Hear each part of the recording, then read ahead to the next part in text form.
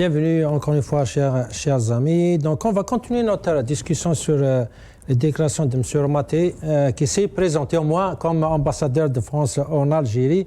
Monsieur Rafiq Bouhlal, je vais commencer avec toi si tu me permets. On va écouter d'abord M. Romaté sur cette relation exigeante, comme il l'a encore plusieurs fois dit. On va l'écouter une fois encore et je reviens à toi, c'est Rafiq.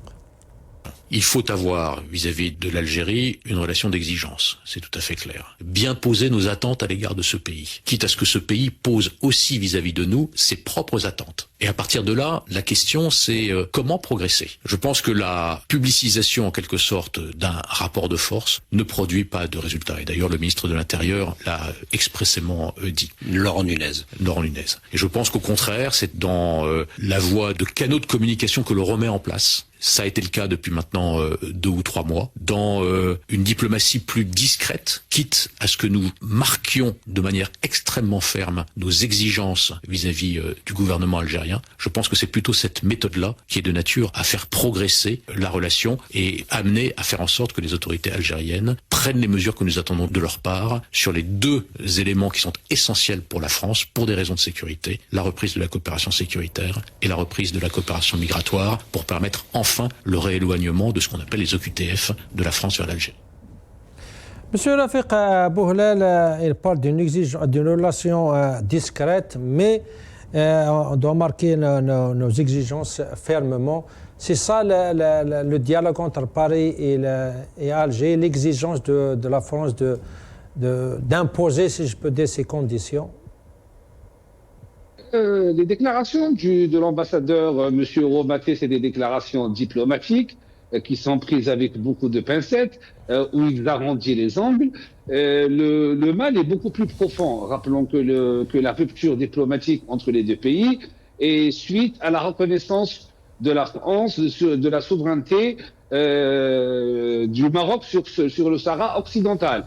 Et les autorités algériennes ont commencé pour faire payer, on va dire, cette position comme il l'a fait avec l'Espagne, avec la rupture des relations économiques. 3 ans plus tard, il est revenu sur cette décision sans que l'Espagne ne change d'avis.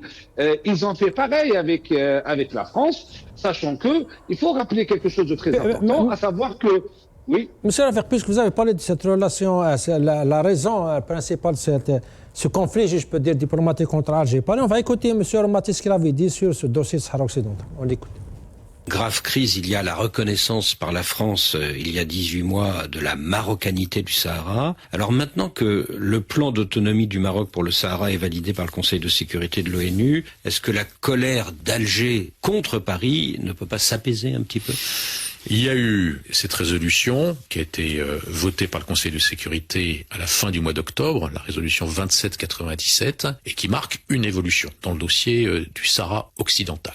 Et donc il faut qu'on saisisse à la fois ce vote et cette période d'une année pour effectivement multiplier les efforts pour tenter de trouver une solution à cette crise qui dure depuis maintenant 50 ans. C'est vrai qu'il y a eu un déplacement en quelque sorte du curseur, si je puis dire, international. Les États-Unis avaient plutôt pris, mais déjà depuis quelques années, une position plutôt favorable à l'approche marocaine. Un certain nombre de pays européens se sont exprimés en ce sens.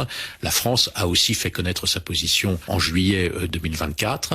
Voilà, donc il y a une réalité qui fait que les choses ont en effet évolué sur le dossier du Sahara occidental. Mais je crois qu'il faut trouver un chemin qui permette à l'Algérie de ne pas être isolée. Très bien. Monsieur Rafiq Bouhlal, voilà la déclaration de Romaté par rapport à ce conflit, Sahara occidental et la position algérienne. Pour lui, il faut tout faire pour essayer d'aider l'Algérie à sortir de son isolement parce que le terrain s'impose et c'est ça la reconnaissance de la France qui n'est pas le seul pays. On ne peut pas venir le changer comme ça. Déjà, sur ce point, Christophe Romaté a raison, et surtout, il y a un deuxième curseur sur le régime algérien, à savoir que les États-Unis, qui a réitéré la reconnaissance de la souveraineté marocaine sur le Sahara occidental et que l'Algérie n'a pas daigné contredire l'administration Trump. Plus grave encore, l'Algérie a mis toutes les facilitations pour que les entreprises américaines viennent exploiter le gaz de schiste qui est problématique en termes environnementaux sur le nappe phréatique. Il aura déroulé le tapis rouge concernant l'exploitation des minerais rares du sol algérien et cette façon de faire entre le régime algérien avec les États-Unis, qui a en plus fait la proposition de l'amendement qui est passé avec un vote de 14-0 au Conseil de sécurité de l'ONU, l'Algérie n'a pas réagi. Donc on a une position divergente selon les pays. Avec les pays de l'Union européenne, l'Algérie montre des muscles. Avec les États-Unis, l'Algérie courbe les chines et ne fait absolument rien du tout. Concernant la pression migratoire, il faut que les autorités françaises, de toute façon, ils le savent, et que tous les téléspectateurs comprennent que l'Algérie utilise la pression migratoire comme un outil de pression sur l'Union européenne, à savoir, si vous ne soutenez pas le régime algérien en place, vous allez avoir une invasion migratoire et pour preuve, malheureusement, le rapport de septembre 2025 de la justice, du ministère de la Justice espagnol, qui a révélé dans ses 1906 pages que le gouvernement algérien n'a jamais démenti, que l'Algérie est devenue un pays où l'immigration et la traite des êtres humains est organisée, avec des filières très bien installées qui exportent les migrants et qui importent les stupéfiants, faisant de l'Algérie un pays de narcotrafic sur la région du bassin méditerranéen. Rappelons que les rapports des services secrets français de août 2025 qui ont été remis au président Macron, à savoir qu'il y a des complaisances au niveau des autorités algériennes pour laisser des centaines et des centaines de barques de fortune prendre la mer en toute impunité. Heureusement que c'est des barques. Si demain il y a une force étrangère qui veut nous envahir, on sera démunis parce que personne ne surveille les côtes algériennes. Ce n'est pas normal. Encore une fois. Et pour finir, afin de répondre à M. Gussoum concernant les statistiques ethniques sont interdites, mais pas les statistiques concernant les nationalités. Que n'importe quel téléspectateur et téléspectatrice peut vérifier sur les statistiques émises par l'Union européenne, par les ministères des Affaires de l'intérieur des pays membres de l'Union européenne, où on parle de nationalité. On ne parle pas de religion, on ne parle pas d'orientation sexuelle ou d'orientation autre. On parle de nationalité. Et la nationalité ne comporte pas une statistique ethnique. Et ce qui est malheureux, parce que je donne encore des chiffres qui sont consultables auprès de l'Organisation mondiale de l'immigration, la OIM, il y a eu 54 000 clandestins qui sont partis entre 2020 et 2025, ce qui est un record depuis l'arrivée de Tebboune et de Chengueriha. Et encore une fois, je rejoins tout à fait votre invité au Canada, à savoir parce que c'est des incompétents notoires, ils sont incapables de créer des richesses, ils sont incapables de créer un environnement où les investisseurs peuvent être en confiance pour créer de l'emploi. Rappelons que l'Algérie est classée 160e mondiale sur les libertés économiques. Elle est classée 123e sur l'innovation économique. On est dans les bas des classements mondiaux. Et encore plus grave, d'après les dernières déclarations de Abdelmajid Tebboune devant le Parlement, où il a sorti encore des ellipses sur ellipses et des mensonges catastrophiques, où il déclare qu'il y a 309 investisseurs étrangers en Algérie. On les voit pas car le rapport de la Banque mondiale indique que les IDE en Algérie est de 1,4 milliard d'euros en 2025. Alors que Abdelmajid Tebboune a déclaré qu'il y a des investisseurs, notamment malaisiens, qui voulaient investir 20 milliards. Il a déclaré qu'il y a eu 19 000 projets d'investissement qui ont généré 500 000 emplois. Quand on fait la moyenne des emplois créés, on voit que c'est à peine 26, ce qui est de la petite entreprise. Donc, encore une fois, on ne peut pas donner des garanties au Haraga en Europe, il faut déjà faire en sorte de ne pas les laisser partir de l'Algérie en créant un environnement favorable et un avenir. Malheureusement, avec 24 000 dinars algériens, il n'y a aucun avenir dans ce pays.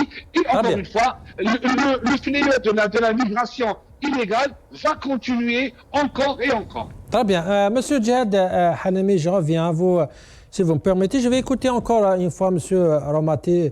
Il a parlé de quelques obstacles dans cette relation entre Alger et Paris. On va l'écouter. Je reviens à vous, Sihad. Nous cherchons à trouver un apaisement, un accommodement avec les Algériens. Évidemment, le vote de cette loi intervient à un moment qui rend plus compliqué ce processus. Et les autorités françaises ont d'ailleurs qualifié ce projet de loi comme étant une forme d'hostilité à l'égard de la France. Et donc, le double obstacle que représente aujourd'hui le maintien en détention de Christophe Glaise et ce projet de loi sur la criminalisation de la colonisation, ces deux événements rendent aujourd'hui plus compliqué cette volonté de retrouver un chemin d'apaisement avec. Donc ici, il a parlé de deux obstacles et il a aussi parlé d'autres obstacles. On va l'écouter sur l'affaire de tentative de kidnapping de quelques militants en France. On va l'écouter. L'un des points de blocage sur cette coopération migratoire, c'est le fait qu'au mois d'avril dernier, la justice française a inculpé un agent consulaire algérien suite à une tentative d'enlèvement en France d'un influenceur algérien, Amir Dezed. Est-ce que ça peut bouger aussi de ce côté-là? Écoutez, c'est un dossier qui est aujourd'hui traité par la justice française. Et il y a eu effectivement une instruction judiciaire ouverte par un juge d'instruction d'ailleurs spécialisé dans les affaires antiterroristes à l'égard de cet agent algérien. Et comprenez bien que à partir du moment où la procédure est judiciaire, je ne peux pas m'exprimer sur la manière dont cette procédure peut se développer. Monsieur Djihad Hanemi, voilà, il y a d'autres obstacles par rapport à cette relation, mais quand même il y a des contacts, il y a un chemin à faire. Ils sont en train de commencer ce chemin il y a quelques semaines déjà. Vous pensez que ces relations sont d'un pays à un pays? Est-ce que de la force égale est-ce qu'on parle d'un pays qui est sous pression, l'autre qui fait pression? Comment vous jugez cette relation d'après ces déclarations de M. Romati? Tout d'abord, je pense que n'importe quel pays a le droit et l'obligation d'appliquer la loi sur son territoire. Ceci est vrai pour l'Algérie, ceci est vrai pour la France aussi. Mais maintenant, pour essayer de comprendre la position de l'autre, il faut toujours se mettre à sa place. Donc, essayons d'imaginer qu'en Algérie, il y a des dizaines de milliers, voire des centaines de milliers de Français qui débarquent en Algérie d'une façon illégale. Et ils font pression sur le logement, ils font pression sur l'économie. Certains ne trouvent pas d'emploi, donc ils s'engagent dans des activités de la petite criminalité. D'autres trouvent un emploi, puis ils peuvent vivre de ça, ce qui crée du chômage au sein de la population algérienne. Donc, c'est sûr que ça va créer des problèmes socio-économiques, mais c'est sûr que c'est inacceptable. Maintenant, il y a des protocoles entre l'Algérie et la France. Apparemment, selon les autorités françaises, l'Algérie ne respecte pas ce protocole-là. Ça serait bien que nos autorités nous expliquent pourquoi ils respectent pas ça. Est-ce que c'est à cause parce que c'est un moyen de pression concernant certaines positions diplomatiques par rapport au Sahara occidental ou à cause de l'influence abusive dans le temps de Bouteflika? C'est ça encore un autre point vraiment très sensible qui me touche profondément, c'est que notre régime ne nous explique pas ces affaires-là parce qu'il nous traite en tant que sujet, on n'est pas des citoyens. Ce genre de questions politiques, géostratégiques, selon nos autorités, c'est plus gros que le simple sujet algérien, donc ça vaut pas la peine de nous expliquer les choses. Justement, quand vous dites peut-être il y a beaucoup d'Algériens qui se sentent comme des sujets, ils sont traités comme des sujets, pas comme des citoyens. Comment expliquer ce silence de la part d'Alger? La France, il en parle, comme quoi il y a un dialogue, il y a des négociations, il y a des contacts entre les deux rives, mais côté algérien, c'est un silence complet. On n'en parle plus de cette relation. Comment expliquer ce silence? Écoutez, vous avez un État qui est basé sur la citoyenneté, où est-ce que c'est une démocratie jusqu'à un certain degré, puis ils sont redevables à leurs citoyens, donc ils sont obligés de revenir à leurs citoyens parce que c'est les citoyens qui vont prendre des décisions dans quelques années pour soit les remettre à leur place, soit les faire rentrer chez eux.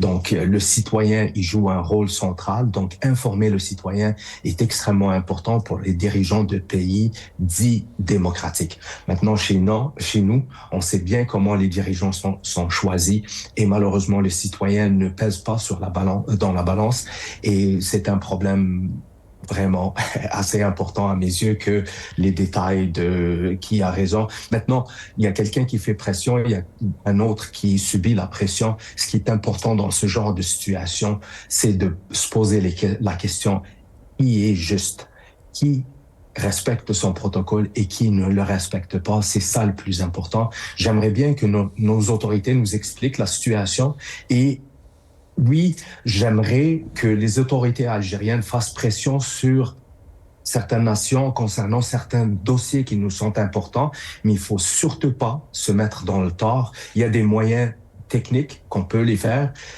C'est par exemple réduire l'échange commercial, diversifier nos partenaires économiques, mais briser un protocole comme ça met l'Algérie et l'image de l'Algérie dans le tort. Et j'espère qu'ils nous expliquent pourquoi ils ont fait ça. Très bien. Monsieur Maître Salah Debouj, si on revient à cette relation entre Alger et Paris, déjà ce silence du côté d'Alger, ça pose beaucoup de questions. Et comme M. Djihad Halim l'a bien expliqué, comme il y a beaucoup d'Algériens qui sont comme des sujets, ce n'est pas des citoyens complets. À la preuve, même les appels de Tebboune pour le Harraga ou même cette relation entre Alger et Paris, il y a ce flou, il y a un manque de communication. On n'essaie pas d'expliquer aux Algériens ce qui se passe. Par exemple, cet appel, personne ne l'a compris. Chacun a son avis, chacun a un point de vue parce que n'était pas clair. Pourquoi est-ce qu'ils ne font pas d'efforts pour essayer d'expliquer les choses aux Algériens? Est-ce qu'ils ne sont pas intéressés? Là, ils ne voient pas comme quoi des citoyens qui méritent une explication. Comment vous expliquez vous-même, M. Salah Debouj, cette situation? Alors, avant de répondre, j'aimerais juste apporter un petit éclaircissement sur un petit point de droit, peut-être un petit peu de procédure. Un ambassadeur est désigné par les autorités du pays et accrédité par les autorités du pays hôte. Tant que cette procédure n'a pas été défaite, c'est-à-dire que les autorités du pays hôte n'ont pas retiré l'accréditation et les autorités de son pays ne l'ont pas retiré, il est ambassadeur. Même s'il n'est pas sur place. Même s'il n'est pas sur place. Oui, mais il est ambassadeur. Il a déjà dit dans cette interview, il a précisé, il est même en contact avec les autorités algériennes pour régler la visite, par exemple, du ministre de l'Intérieur en tant qu'ambassadeur de la France en Algérie et à partir de la France. Donc, ça, c'est sur un plan de droit et de procédure, ça se passe comme ça. Maintenant, les autorités algériennes, pourquoi elles n'expliquent pas aux citoyens algériens ce qui se passe? D'abord, premièrement, ils ne savent pas le faire. Ils communiquent très mal. Regardez les discours de Tebboune et même de Chengueliha et même des ministres. C'est des discours hautains. C'est des gens qui viennent de haut, qui regardent vers le bas et qui vous disent à chaque fois, on vous donne gratuitement des choses et que vous ne trouvez nulle part ailleurs, et comme s'il s'agit de leur propre bien. Donc d'abord, ils ne savent pas communiquer, ils ne savent pas gouverner à la base, ils ne savent pas. Donc dans gouverner, il y a une part très importante de la communication à tous les niveaux. Alors si vous ne savez même pas communiquer et si vous ne savez pas planifier et exécuter des plans, c'est ça les choses élémentaires de la gouvernance. Donc, il me semble que les autorités algériennes n'ont pas ça. Et donc, c'est pour ça que je l'ai dit tout à l'heure. C'est pas seulement un manque de bonne volonté, c'est aussi un manque de savoir-faire. Ils ne savent vraiment pas faire ce qu'ils doivent faire. Ou peut-être, Maître Salah, c'est difficile d'expliquer un échec parce que hier, on avait dit que la France est un ennemi et qu'on retire l'ambassadeur parce qu'elle a reconnu la marocanité de Sahara occidental. Maintenant, après une année et demie, on n'a rien gagné, mais on vient à la case départ. C'est un peu difficile d'expliquer un échec pareil. Il faut pas vous inquiéter sur ce plan. Les autorités algériennes, quand ils sont obligés de dire exactement le contraire de ce qu'ils avaient dit hier, même pas hier, c'est-à-dire le matin, s'ils disent quelque chose et s'ils sont obligés de dire son contraire l'après-midi, ils vont pas se gêner, ils vont le dire. Ils peuvent dire demain matin, s'il le faut, s'ils sont obligés, s'ils sont contraints, ils ne vont pas avoir honte, ils ne vont pas démissionner, ils vont vous dire qu'il faut savoir que la France, c'est le plus grand ami de l'Algérie et c'est grâce à la France que nous existons. Ils peuvent développer ce discours très facilement s'il le faut. Donc ce n'est pas la chose et son contraire qui les gêne. Les gens qui se respectent et les pays qui se respectent, quand ils font une gouffre comme ça, ils voient qu'ils se sont trompés ou que la dynamique va dans le sens qu'ils ne souhaitent pas, la moindre des choses, c'est de démissionner, c'est de partir et de dire on ne peut plus travailler dans cet environnement. Soit ils vous disent écoutez, je me suis trompé, ou alors ils vous disent je ne vois pas les choses de la même manière, donc je préfère laisser ma place parce que je ne peux pas honnêtement continuer à faire ce que je crois être bon. Mais ce n'est pas le cas pour les autorités algériennes. Ils peuvent être Premier ministre le matin et être en prison le soir, et même ministre de la Justice. Nous avons au moins 2 ou 3 ministres de la Justice, ex-ministres de la Justice, qui sont en prison. Donc ça n'a rien à voir avec les principes. C'est plutôt une question de terrenent.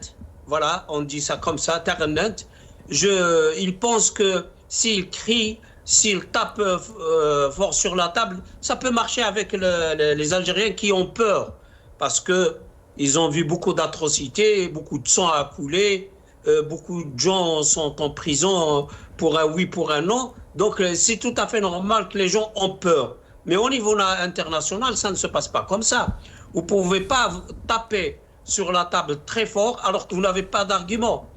Monsieur Lel vient de dire quelque chose de très important.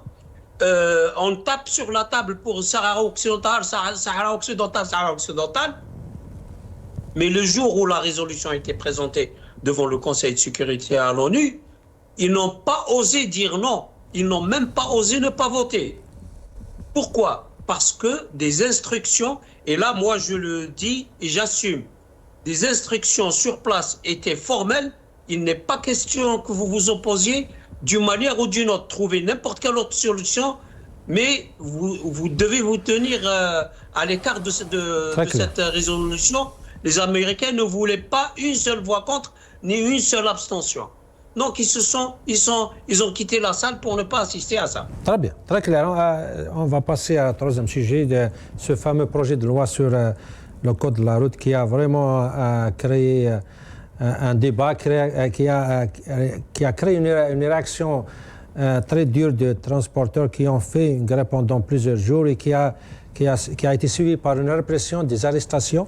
On va passer à ce sujet, restez avec nous.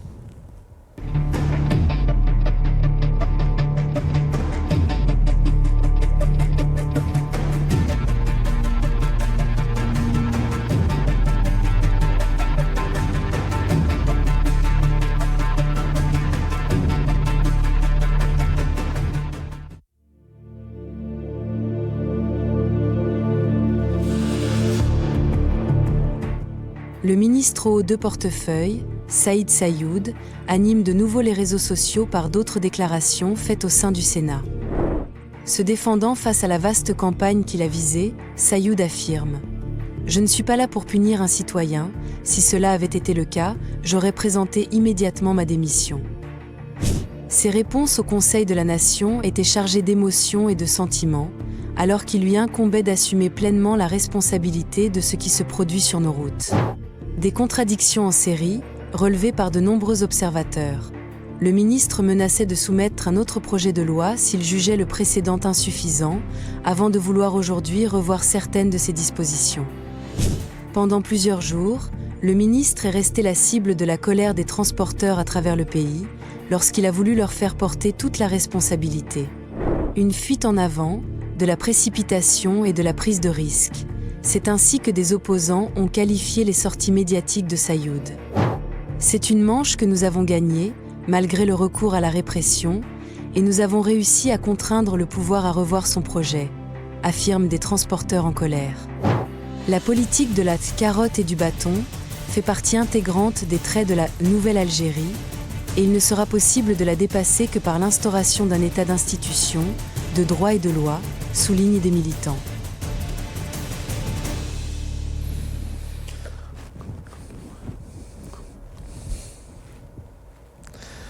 Monsieur Jamal Gessoum, je commence avec vous.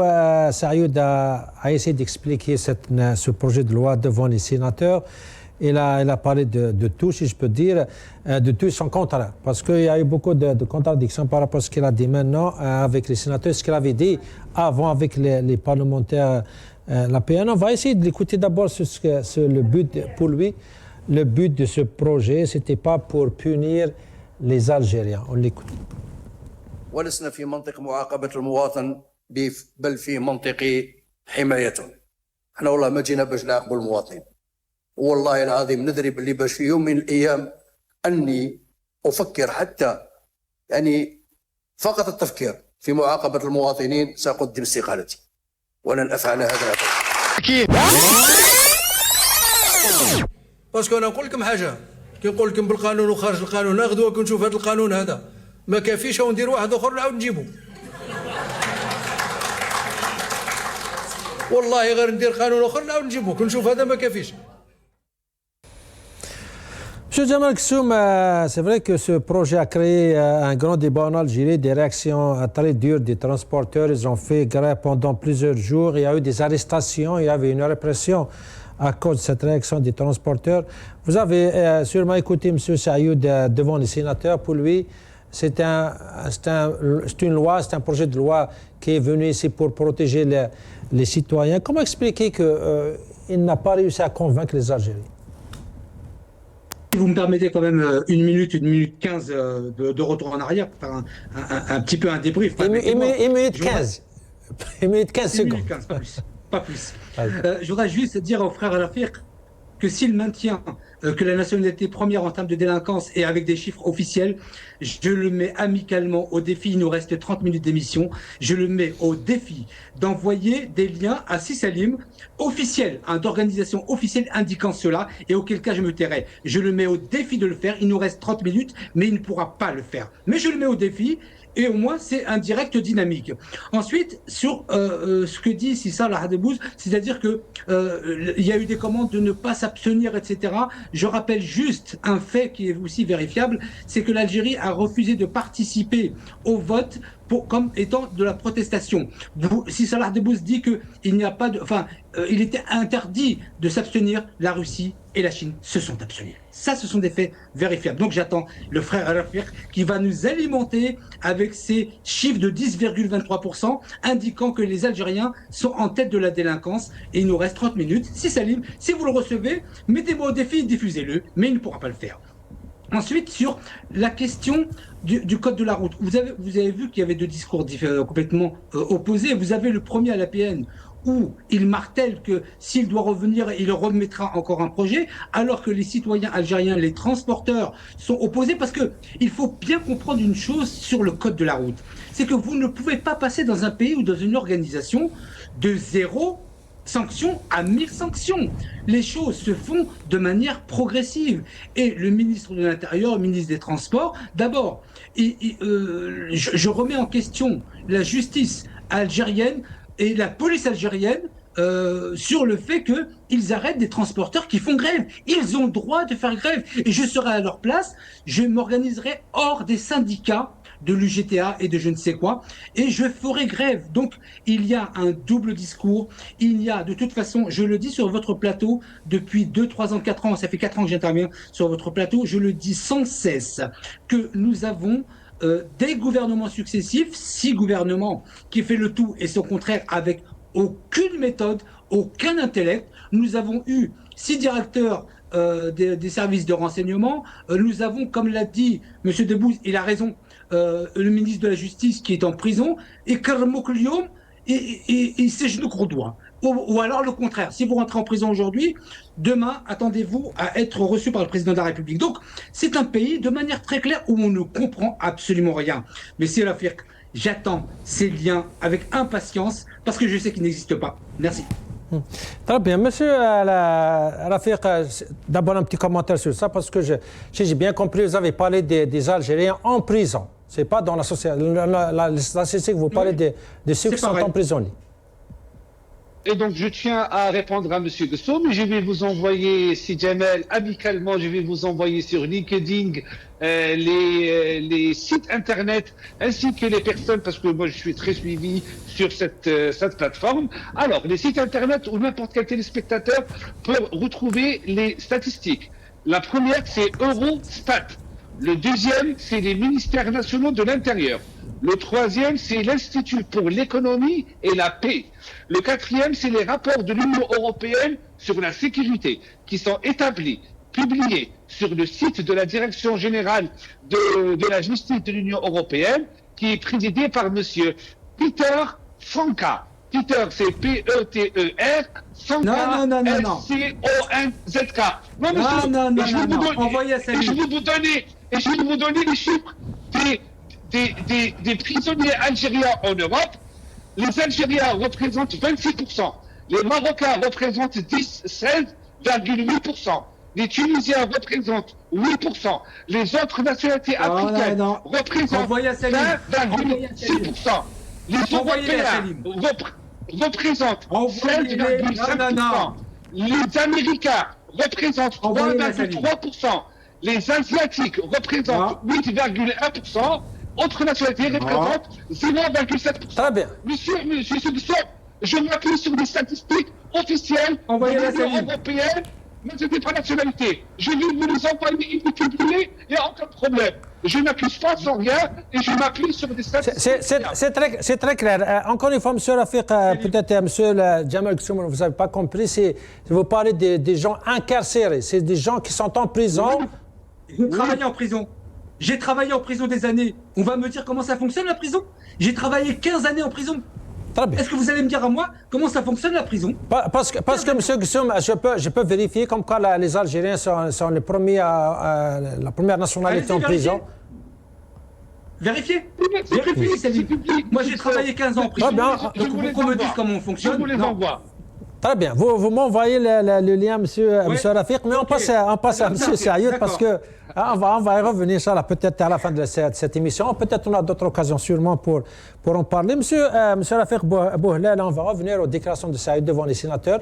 Il a parlé d'une chose que beaucoup peut-être ne savent pas, est-ce qu'ils ont rigolé ou peut-être ils l'ont pas pris au sérieux, mais lui il a parlé de sens de responsabilité. On va l'écouter. طرقات مهترئة وقطع غيار السيارات غير موجودة واستيراد السيارات يعني حكومة 3 سنين دفتر شروط ما قدرناش نديروه في ظل تدهور وتخلف القطاع النقل العمومي. ثم غير ممنوع موان 3 زون، ممنوع موان 5 ممنوع تجيبوا لي بيس من شنو تجيبوهم؟ الحظيرة راهي مهترئة. ندخلها على الأقل اون فوا بار سيمان، خطرة في السمانة ندخلها، ما كاش لا بياس هذه دخلت الكريرشة، ما كانش ولا بلا راح وادو خلاص، ما كاش الترونسبور يحبس. نقول باللي باش يعني أكثر من 90% في الحوادث فهو غالبية الأحيان تهور، فندعو مرة أخرى يعني السائقين تاعنا يتحلوا بالصبر ويتحلوا بالمسؤولية اتجاه المواطن. قبل كل شيء أنا قلت باللي باش يعني لازم السائقين يكون عندهم يعني لازم تكون عندهم روح المسؤولية. A few moments later. أنا أقول وأتحدث بكل إخلاص وبكل صدق وبكل أمانة ولا أخاف شيئا إلا الله سبحانه عز وجل. والله العظيم يوم أن أحس بلي باش أنا مسؤول على حاجة أتحمل مسؤوليتي كاملة. فإن لم تقم باتخاذ الإجراءات التي تحمي المواطن من مثل هكذا يعني أمور فأنت تصنف معه وستسأل مثل ما يسألون. Monsieur Rafik Bouhlel, c'est la déclaration de Sayoud avant, surtout après les événements du pont de Harash. Et maintenant, devant le sénateur, il prend toute responsabilité. S'il avait fait quelque chose, quoi que ce soit, il aurait pris ses responsabilités. Même, il aurait pu démissionner. Peut-être à faire ça, il n'y a pas d'Algérien qui va pas être d'accord avec ceux qui disent comme quoi le plus grand mal en Algérie, les responsables ne prennent pas leurs responsabilités. On n'a jamais jugé un responsable en activité par rapport à ce qu'il a fait, par rapport aux résultats de son domaine, de son secteur. Qu'est-ce que vous en pensez de ces déclarations de M. Saïd? C'est des déclarations et c'est surtout la gestion par l'incompétence. J'ai eu le plaisir de débattre avec Sigsou concernant le parc automobile algérien suite au drame de Ouad el-Harrach où 19 personnes ont trouvé la mort. Et pour la simple en réponse, ils ont mis le chauffeur en prison. Mais celui qui n'a pas entretenu les routes et les nids de poules qui existent sur le pont d'Al-Harrach depuis plusieurs années n'a pas été inquiété. Rappelons que le parc automobile algérien se compose de 7,1 millions de véhicules, que la moyenne d'âge est de 25 ans, pour les bus est de 30 ans. Depuis 6 ans, on a une fermeture générale de l'importation des pièces de rechange. On a une importation fermée des bus et des autobus et des véhicules. On a aussi le problème des pneumatiques. On a un problème à tous les niveaux structurels des institutions. On a des routes qui sont mal entretenus. Rappelons que, pour comparaison, en 2025, il n'y a eu pas moins de 4000 morts. C'est ce qui est une hécatombe pour 7 millions de véhicules, alors qu'en France, il y a eu 3500 morts pour 40 millions de véhicules. Rappelons qu'en Algérie, la première cause de mortalité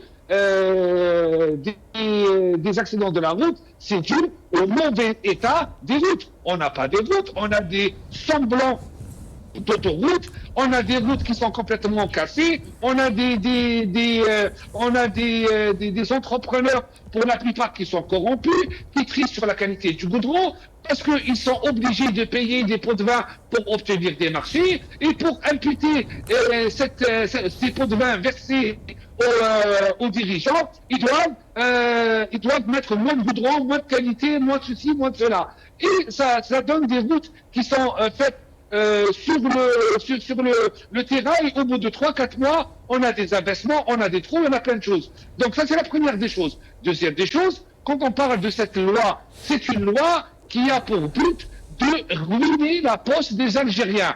Car si l'intention est bonne de réduire le nombre de morts, on a des amendes qui peuvent aller jusqu'à 50% du SMIC, 30% du SMIC, mais on ne touche pas au problème essentiel, à savoir des autoécoles qui ne forment pas bien les jeunes conducteurs. On a des problèmes de contrôle technique, de complaisance qui délivrent des contrôles techniques à des poubelles roulantes. On a la problématique de la corruption au niveau des gendarmes et des policiers. Je ne dis pas tous, bien sûr, mais une infime partie concernant les retraits de permis de conduire où il y a beaucoup de complaisance. Donc, c'est pas en mettant en prison une personne pour 10 ans alors que il n'est pas coupable de l'état des routes, il n'est pas coupable d'une mauvaise décision politique, et plus grave encore, on remarque que l'État algérien se comporte comme un État dictateur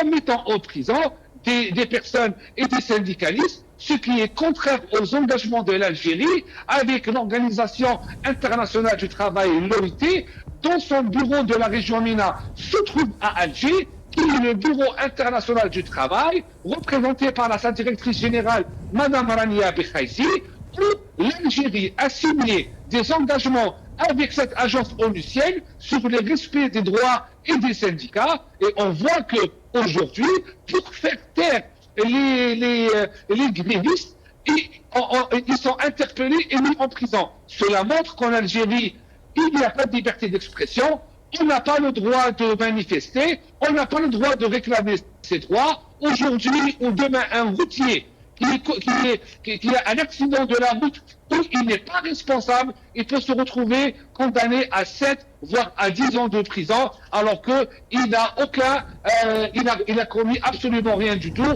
Et ça, c'est une extrême gravité. Et concernant Saïd Saïoud, depuis la mort des 19 personnes dans des conditions affreuses au Ouad el-Harrach, on n'a toujours pas vu les bus, on n'a toujours pas vu les autobus, on n'a toujours pas vu le changement du parc automobile. Ce qui montre que ce que j'ai dit il y a 6 mois sur la gestion par l'incompétence, sur l'incapacité de résoudre le problème est totalement juste aujourd'hui, car jusqu'à ce jour, des Algériens et des Algériennes meurent dans les accidents de la route et on voit que rien ne change et pour seule réponse, c'est la dictature se taire car les Algériens sont considérés comme des animaux qui n'ont pas le droit d'exister, qui n'ont pas le droit de réfléchir, qui n'ont pas le droit de se plaindre et de réfléchir. Ils veulent un peuple soumis, ils veulent un peuple qui doit subir leurs incompétences, que ce soit au niveau politique ou au niveau national. Très bien. Monsieur Djihad Halimi, peut-être Rafik vient de dire un mot, peut-être beaucoup d'Algériens vont le comprendre, c'est qu'on ne veut pas un peuple qui peut réagir, qui peut se plaindre. Ça, on a vu sur le terrain, c'est celui qui se plaint, même avec une petite publication, il peut se retrouver en prison. Sauf qu'avec cette loi, nouvelle loi sur le code de la route, quand on l'a entendu, M. Saïoud, devant les parlementaires, devant l'APN, le Parlement, lui, il était catégorique, c'est une loi parfaite, on ne peut pas reculer, et si cette loi n'est pas suffisante, eh ben, on peut faire notre loi encore plus stricte pour essayer de combattre ce phénomène des accidents sur la route. Mais après la grève des transporteurs qui sont pleins, donc quelques Algériens sont pleins, malgré peut-être que Saïd ne s'attendait pas à cette réaction, on a essayé d'arrêter quelques-uns, mais quand même il y avait pression sur les responsables et ils ont essayé de changer la donne, ils ont essayé de changer cette loi. On va écouter Saïd sur ce point, et Bouden aussi, qui a des membres, des sénateurs dans la Chambre haute, lui aussi il a donné son avis sur les changements de cette nouvelle loi. On va l'écouter. كما نرى سيدي الرئيس السيدات والسادة النواب أن إفراغ القانون من محتواه خاصة الجانب الردعي يجعل منه غير مجدي. إذا كان فرغناه ما كان لاش نديره، خليه وخلاص. أعلن الآن نطمئنكم اليوم أنه الآن وإحنا في الطريق إلى هنا وصلتنا معلومات من المجموعة البرلمانية تاعنا في مجلس الأمة أنه اليوم سيتم التصويت على مشروع قانون المرور ورفع الطابع الجنائي عنه من خلال تأجيل التصويت على 11 مادة، وهكذا يتم إزالة مخاوف كل الناقلين وكل السائقين. فمبروك للجميع. Monsieur Djihad Halimi, la réaction inattendue des transporteurs a créé une pression sur les responsables. Et voilà, il y a une zizanie entre les responsables et des déclarations contradictoires. Mais comme diraient beaucoup d'Algériens, la réaction de la rue peut ramener ses fruits, si je peux dire, par rapport à ces revendications. Premièrement, je tiens à dire que les dangers de la route en Algérie, chez nous, c'est vraiment un problème réel et ça date pas d'aujourd'hui. Moi, mon père est décédé en 1982 dans un accident de la route. Et depuis ce temps-là, en grandissant en Algérie, on a vu des cortèges, de mariages qui sont extrêmement dangereux, où est-ce qu'un mariage se transforme en des funérailles, en un clic d'œil. On a vu aussi des chauffeurs, des jeunes chauffeurs d'autocars qui conduisent d'une façon vraiment imprudente. Tout ça, c'est une réalité. Est-ce que c'est la norme? Non, des fois, c'est l'exception. Donc, le problème est là. J'espère que les lois vont être là pour empêcher, ce danger-là d'exister. Mais, comme l'a dit M. Gussoum, d'une façon progressive. Moi, on peut pas y aller de 0 à 100% du jour au lendemain. Ça, c'est la première chose. Deuxième point, c'est que cette loi-là, elle a été contestée parce que c'est une loi qui a été faite par des gens qui sortent de l'École nationale publique de l'administration. Ces gens-là, c'est des administrateurs, ils ne sont pas des politiciens. Chez nous, en Algérie, malheureusement, les vrais politiciens, ils sont dans les prisons, ils sont harcelés par les convocations judiciaires, etc. Là, les administrateurs, qu'est-ce qu'ils font? Ils vont rédiger des lois derrière des portes closes. Ils n'impliquent pas les gens parce que ça, c'est le travail du politicien. Le politicien va consulter autour de lui ou de elle les gens qui sont concernés par ce projet de loi. Par exemple, les transporteurs, les usagers, les gens qui sont responsables d'associations de victimes des accidents de la route. Ils vont les réunir, puis écouter leurs craintes, leurs revendications, puis par la suite, c'est une ébauche de la loi va être rédigée. Justement, Monsieur Halimi, peut-être ce que vous venez de dire, c'est une logique dans tous les pays qui se respectent, mais seulement en Algérie, comme dira beaucoup d'observateurs, c'est que le pouvoir il a réussi à faire le vide autour de lui. Il a cassé les syndicats, il a cassé les partis politiques, donc c'est difficile de trouver des représentants de ces transporteurs pour discuter avec eux. Ça dépend pour le régime. C'est pas difficile de trouver les représentants, mais ça dépend encore une fois. Ça, je vais revenir sur ce point-là. Ce genre de décisions-là, qui sont prises par des administrateurs, pas des politiciens, c'est une caractéristique de notre régime. Tebboune lui-même, c'est un ancien de l'École nationale publique de l'administration. Des décisions comme ça qui se prennent derrière des portes closes, entre autres l'allocation de 750 € aussi, qui a eu des conséquences catastrophiques. Et ces conséquences-là étaient prévisibles avec un minimum de brainstorming, d'échange d'idées. Donc ça, c'est le premier point. Donc on sort avec une loi qui ne reflète pas ce que les acteurs sur le terrain veulent. Et là, il y a le caractère autoritaire des gens qui sont là, qui s'expriment. Et ça explique le discours du ministre du Transport, le premier discours au Parlement. Par la suite, ce qui était beau à voir, c'est qu'il y avait une organisation sectorielle du secteur du transport qui s'est faite en catimini probablement, où est-ce que le régime n'était pas au courant de cette organisation-là, n'était pas au courant qu'elle se préparait, très probablement. Et là, ces gens-là, avec leur grève, ils ont créé un rapport de force. Et c'était ça, par exemple, dans la contestation du Hirak, c'était ça ce qui manquait, c'est le rapport de force. Tu peux déranger le régime avec ce rapport de force. Si tu l'as pas, ça va continuer, il va te dire manifeste des semaines et des semaines, des années, si tu veux. Mais là, les travailleurs du secteur de transport, ils se sont organisés d'un bout à l'autre du territoire national et ils ont déclaré une grève qui a paralysé l'économie pendant un certain temps.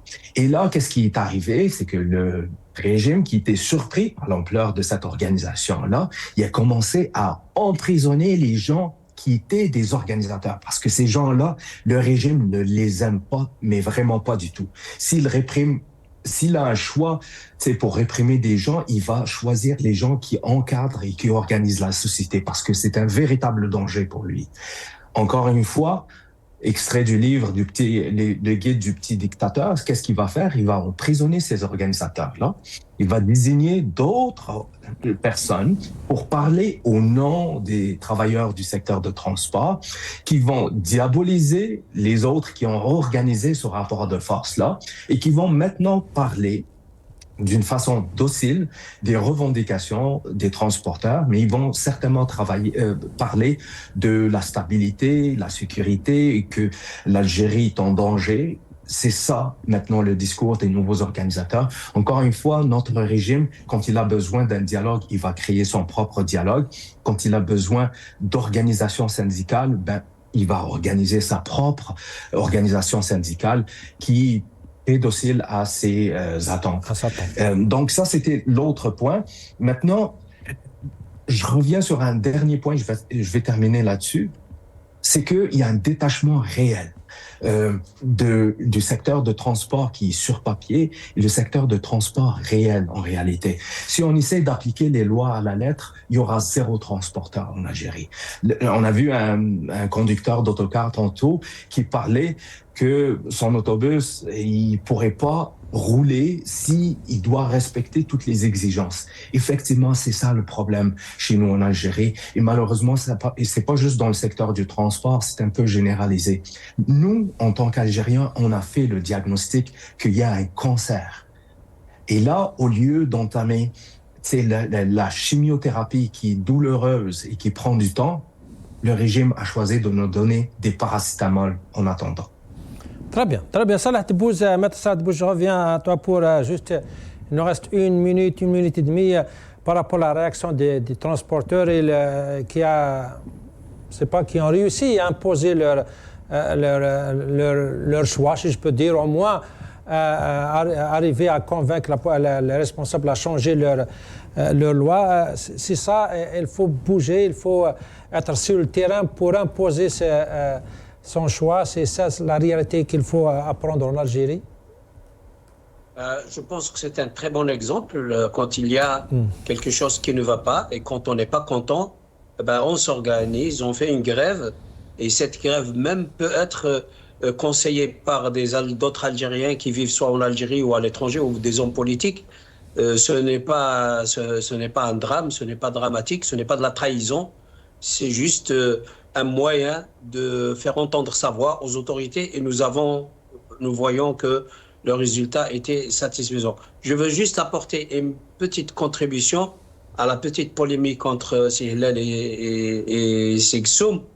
C'est vrai qu'il n'est pas permis de traiter les prisonniers à l'intérieur de la prison à la base de leur appartenance ou à la base de toute autre